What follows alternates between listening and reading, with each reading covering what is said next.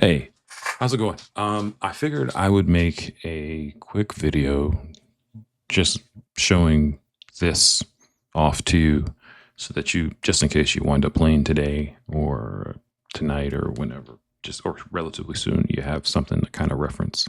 But I plan on making kind of like a tips and tricks type of video. Um, the purpose of this is whenever I was doing or learning how to play, um, I didn't learn how to play like in the sense of like I'm trying to put the ball in the hole. Um, my friend had the 15-minute world record before me, and so I started playing the game with that being the goal in mind to beat the world record for the 15-minute world record. And so I never got a chance to go, hey, I want to just get to one. I want to just get to two. I want to just get to three. From day one, I had been trying to optimize how fast I go, which is a somewhat of a fool's errand, and leads to probably more frustration than what's required. But I called this the tree of death, and so what it shows is like it shows the most optimal path to each hole um, on the playing field, and so it's what we kind of came to the conclusion as far as trying to put the ball in the hole for the fastest time possible. However, like in the sense of just, hey, I need to put the ball in the hole as many times as possible, we say that there is no path. Like you can go wherever you want. And a matter of fact, whenever I come in, I actually warm up, which sounds kind of nerdy, but I come in and I get the ball off the bar. I kind of play down here for a little bit, moving back and forth, getting warmed up, bouncing the ball in the middle. And I just kind of take off and I just kind of start, for lack of a better phrase, drawing. So I'm just drawing around, putting myself in bad spots, rolling around. And this is just on the first hole or first ball.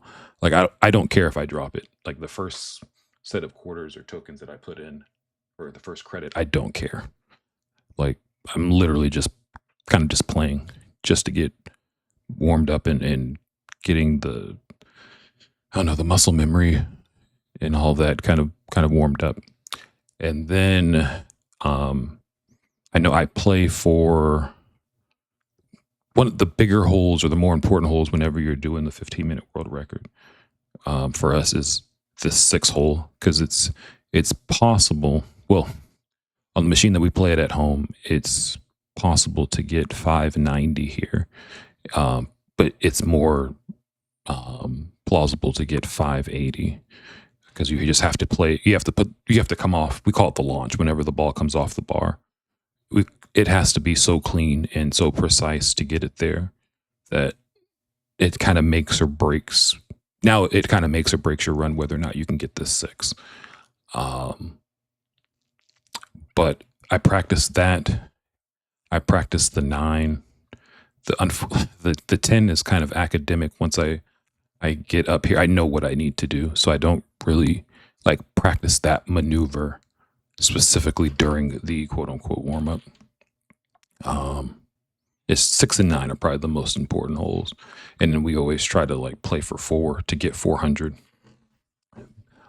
because every 10 points matters. All the points matter whenever you're doing the 15-minute record. Um, and then knowing, hey, if I drop it, the mindset is like, hey, if I drop it, I have to start over because um, the world record has no drop. Not that you can't right now you can't do the world record for 15 minutes without if you drop the ball. But the idea is like, hey, if I drop it, then I've lost time. And so that's the way I practiced from the get go. And so just like I don't know how to play slow, and it sounds like it's like kind of a flex, and I feel like it's not. Like I can't I can't play to not necessarily enjoy, but I just can't like play leisurely. Everything my brain is just conditioned to just go, um, barring fatigue. And then I think when I did the overall record, I had to make it a point to pace myself and just be cool with like, hey, if I know that on every loop, like 5250, anything less than 5250 is a disappointment, then I had to like condition my brain throughout the run to like say, hey, 5200 is cool. Or hell, even if I get 5190, that's cool. Or if I wanted to eat some chicken tenders, 5150 is cool because it's a longer run and it doesn't matter. The more important thing is whether or not you drop the ball. Like making sure that you get your extra balls in. But these are the most optimal path. It's just I think seeing it makes it. I think it hopefully it gives like new perspective so that you wind up trying new things. But I feel like once I like did the 15-minute world record, like it probably took me like 4 months to beat the 15-minute world record of just like nonstop grinding from not being able to put the ball in hole one to putting the ball in 10. Or from not being able to put the ball in hole one to having the world record. It probably took me like 4.5 months. And then after that, the hour record, like it was like, hey, when do I want to do it at that point? Because whenever you do the 15-minute world record, that the first loop that you do, the bar jumps regular. The second loop that you do, the bar starts to jump more frequently. And of course, the third loop that you do, if you have any idle time, the bar just starts to jump all over the place. But then once you get to that fourth loop, it resets back to the speed of the first loop and it doesn't change. And so once you get past the first three loops, you're kind of playing with house money. And I would always say the goal is to make sure you get out of those three loops with no drops. Because then you kind of, like, again, you're playing with house money because now you know what to do. It's just, and you're accustomed to like how the bar is moving. It's mental at that point and just, hey, how long do I want to play?